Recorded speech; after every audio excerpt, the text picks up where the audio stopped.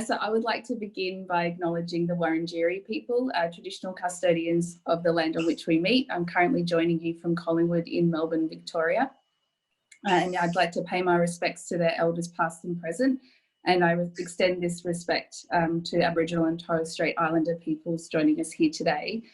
I'd also really like to thank Giselle and Sarah for inviting me along to this forum. It's something that I'm really passionate about, and I really enjoy talking about our journey at Coles, because I feel like we've been at it for quite a number of years now, and we're really starting to see some of the impacts of the work we've been doing. So it feels perfectly time to talk about it. I'm also a Queenslander at heart, so always happy to connect into a Queensland forum, as I was born on the Gold Coast. So today I'm going to talk about our journey at Coles. And obviously my name is Leila Coulton, and at Coles I'm the Delivery Manager for Digital Experience and Accessibility. So I've prepared some slides, but I'll also include a summary of what's included on those slides as I go. So this first page has my name. Okay, so this first slide has my name, Leila Coulton. It has the logo that we use for accessibility at Coles Group, which highlights the access component of accessibility. My presentation is called The Coles Journey, and we have an image of 3 men working together, and one of those men is using a wheelchair. So if we could move to the next slide, I'll kick off, please. So I wanted to talk a little bit about our stance on accessibility at Coles, and we launched our Accessibility Action Plan 3 years ago, and we're currently in the process of reworking the plan for the next 2 to 3 years. And so we commit to accessibility in 3 key areas: so community and engagement, great place to work, and products and services. And I predominantly work in the products and services space, and I'm preparing our commitments for products and services as we speak. And as I said, I hope we'll be relaunching our new plan at the end of this year or beginning of next year. Okay, next slide. Sorry, that slide actually had a picture of the front cover of our Accessibility Action Plan, which has a guide dog on it as well. So I wanted to talk about our digital accessibility journey at Coles, because my responsibility is most definitely in the digital accessibility space. And once we understood the impact of what not having an accessible Coles Online website meant, and this was when Giselle approached us, we set about rebuilding our Coles Online website to ensure that it would beat WCAG at the time 2.0 AA standard. And this was a really new thing for Coles at that time. And when we commenced that journey to rebuild the website, we also launched our digital accessibility policy. And this was really important, and it's something that I'm really proud of, because it set a very clear mandate and a really clear message out to our entire organisation. And I'm not sure if you're aware, but Coles Group includes more than just Coles supermarkets. We also have liquor brands, we have financial services brands. At the time, we also had Flybys, and we have our petrol stations as well. And the message of our digital accessibility policy was that our assets needed to meet the web content accessibility guidelines to the latest standard at a AA, but most importantly, that those standards would apply to all of our digital assets. So that includes customer facing, team member facing, and supplier facing. And I'll talk a little bit more about the significance of this as I move through. And then the last bit that I find really important about our journey is that we actually kicked off and started a dedicated digital accessibility team. And that's actually what I was brought into Coles as an organisation to do. So it was my job to establish our digital accessibility team, to build out that skill set within the organisation and to drive out that change journey for Coles. Next slide, please. So this slide has a decorative image which shows some spices, and this is because the heading of the slide is our key ingredients. And so I like spices in my food. So to me, it's a key ingredient. We're also a grocery retailer, so I thought it was appropriate. So our key ingredients for our digital accessibility journey is what I really wanted to share with you today. And so for me, the first step is a strong policy. And as I said earlier, our policy is committing to the latest standard within 12 months of its release, and catering to more than just our customers, actually considering our team members to ensure that we're a great place to work, and our suppliers, so that we're a company that's able to engage with a really wide variety of suppliers. The next essential ingredient is having a dedicated team to digital accessibility. Now, this doesn't need to be a number of people. It could just be one individual, but I've really seen the benefit play through in organisations where it's one person's job or one team's job to think about digital accessibility all day, every day. Leading on from that, you also need to make sure that that person or that team isn't the only team that has a role. So we found at Coles initially when we launched our digital accessibility team, everybody looked to us and we became very quickly overwhelmed with work. And we found that no one was really taking responsibility for their role. So we turned that approach around and we actually made digital accessibility everybody's responsibility. And we were very clear about defining each role that everyone in the digital delivery team had in achieving our goal and helping us to achieve our policy commitments. Next is really a focus on learning. And I say a focus on learning because we're in the technology field here and things are constantly changing. And we discovered quite quickly that the web content accessibility guidelines were a little out of date. And actually we needed to think about usability. And so this meant we also needed to think about how we're going to learn more, how we're going to really understand and be on the forefront in this space to make sure that we could anticipate the future needs for all the different groups that we have interacting with our assets. And I should specify, when I say asset, I mean something with a digital interface. So a website or an app or maybe a tool that you use to do your job. And we even extend out to the screens on our assisted checkouts and our point of sale machines. Stage gates and sign off are the next key ingredient.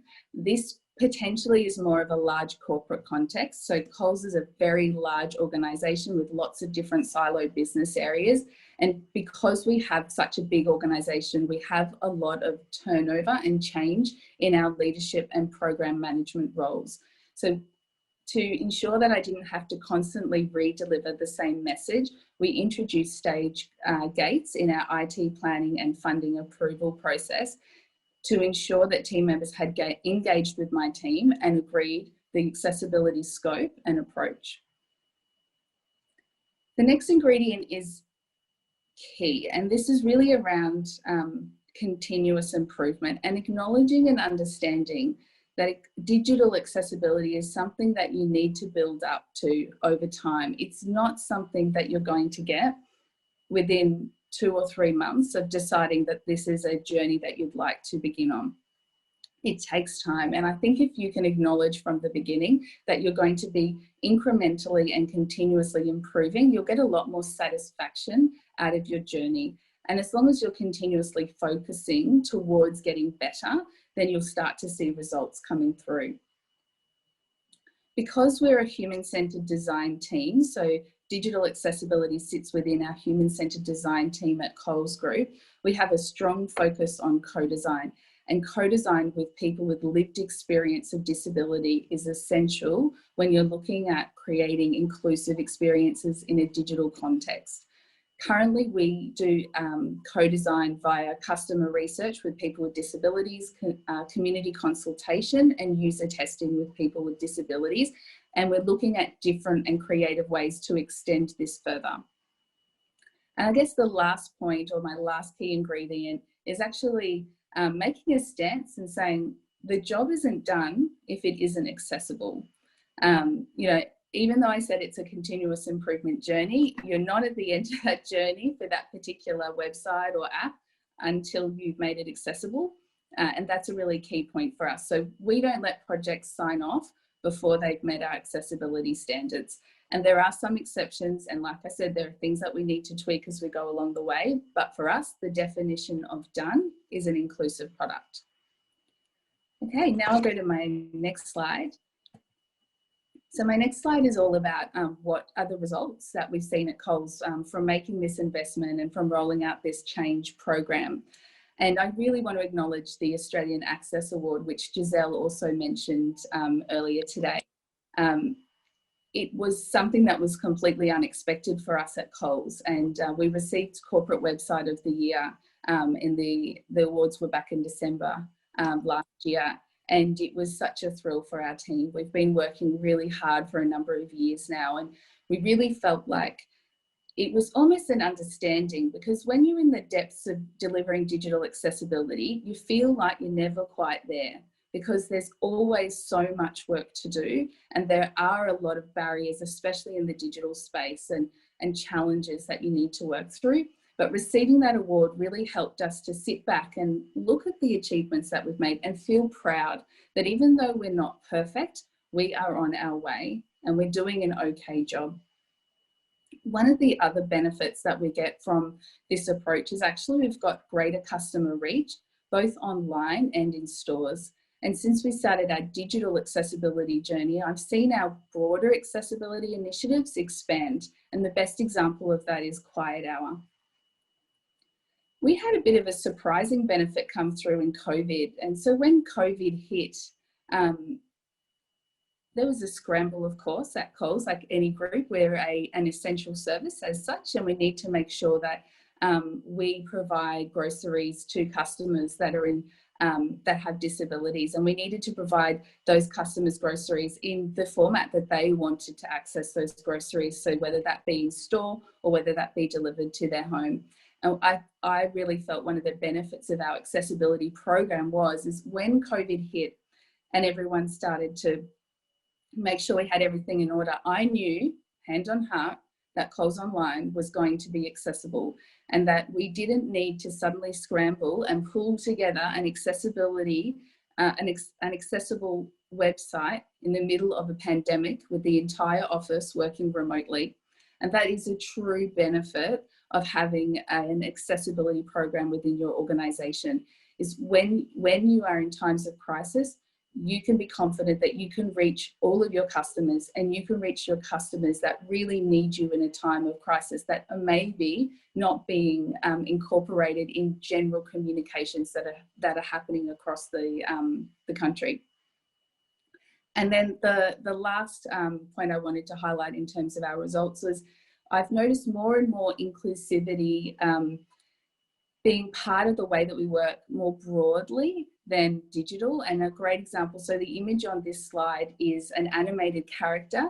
He's got some barbecue tongs in his barbecue apron. He's got some fancy facial hair, and you may notice he's got a lower leg prosthesis. And this is Billy. He was part of our Little Shop 2 digital campaign. So we had an app where if you scanned your Little Shop item, you could engage this character to dance. And Billy was included in one of 30 characters. And I lobbied really hard for Billy to be part of this campaign. And it's because I felt we really needed to fairly represent, if we had 30 characters, all types of people in our community. And after I lobbied for that campaign, I started noticing more inclusivity across other marketing campaigns. And so the most recent example is the audiobooks that we included in our Little Treehouse campaign. I didn't need to talk to anybody about that. I didn't need to remind someone to think about it. It happened organically. And that's one of the payoffs that we've really had from investing in digital accessibility. It's far-reaching. And I'm just about to come to my last slide. So really my final points are, so this has a picture of a young lady. She's wearing a maroon coloured top and she's sitting comfortably on a couch. And this, I guess my summary is that it's a journey. You probably picked that up from what I've said so far. Key things for me are create your policy, invest in your dedicated team or person, make it everybody's job, and celebrate those small wins. They all add up over time. And so I've just got a closing slide, which has an image of a young lady. She's sort of walking through a nice area and you can see her back. I'll just wait for it to come up on the screen. Actually, it only says thank you. So the slide says thank you. Here we go. And she has a lower arm prosthesis on her left arm. But if you'd like to contact us, we love talking about accessibility at Coles. We love learning about accessibility at Coles. I'll direct you to our accessibility mailbox, so accessibility@coles.com.au. Just so you know, we have a very strict security policy at Coles, so you'll get filed and someone will need to come through and let your email through at a later date, so please be patient. But you can contact us at that address. And if you would like to contact me, I included the link to my LinkedIn profile, but if you search for me as Leila Coulton, I'll happily be in contact. I'm actually relocating to New Zealand at the end of this month, so I am finishing up with Coles, but the Coles team are really happy to talk with anyone who's interested, and I'm happy to continue the conversation from New Zealand. Thank you so much.